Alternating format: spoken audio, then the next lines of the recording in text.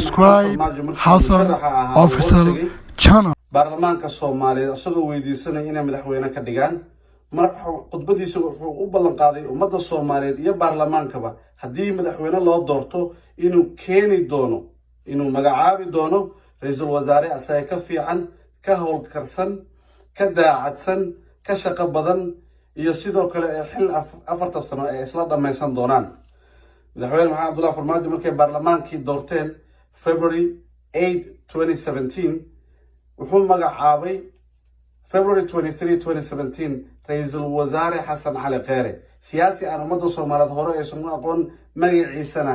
ummadda markaas ay ugu horeysay qaasatan aniga haddaba Xasan Cali Kheyre wuxuu muddaxileedkiisa hayay 3 sano iyo bar laakiin shalay oo sabti ahayd taariikhda 25 bishii 3 2020 baarlamaanka Soomaaliyeed ayaa afka ciidda u daray kursigii uu xukunka dowladda Soomaalidu hayna ka xayuubiyay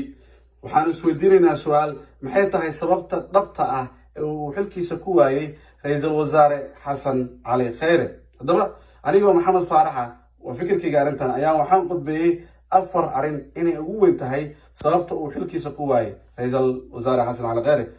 sababta koowaad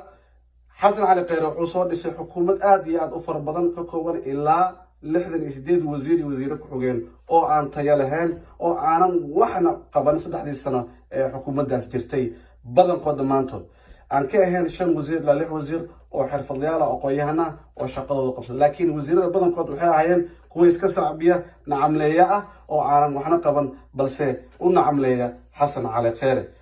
midda labaad oo ugu muhiimsan waxay ahayd waxaa loo doortay xukuumaddiisa in amniga Soomaaliya dhammaanteed ay wada sugaan haddaba xukuumadda Xasan Cali Kheyre intay jirtay al-shabaab waxay ka qabsatay oo kaliya 3 degmo waa Marka Awdhiigle iyo Janaale al-shabaab wali waxay fareed ku tahay ama ay haysataa dhammaan gobollo badan degmooyin badan oo Soomaaliyeed balse xukuumaddan waxay ka gaabisay la dagaalanka al-shabaab iyo la dagaalanka ISIS wali khatar ay ku yihiin labada urur Soomaaliya xataa Muqdisho waxay ka qaadaan canshuur markay rabaanna wax ku dilaan qaraxyaal badan ay ka fuliyaan gobolooyin badan iyo degmooyin badan way haysan xukuumadda Xasan Cali Kheyre waxay ka gaabisay inay la dagaalanto kana xoreyso wadanka al-shabaab qodobka saddexaad xukuumadda Xasan Cali Kheyre oo hogaamiyo meeshan soo dhisin ummadda meeshan u keenin constitution dhameystiran qabyo qoraalkii constitutionkii hore waxaa laga rabay inay dhameystirto ummadda ee u keento constitution ee ka doodaan kana codeeyaan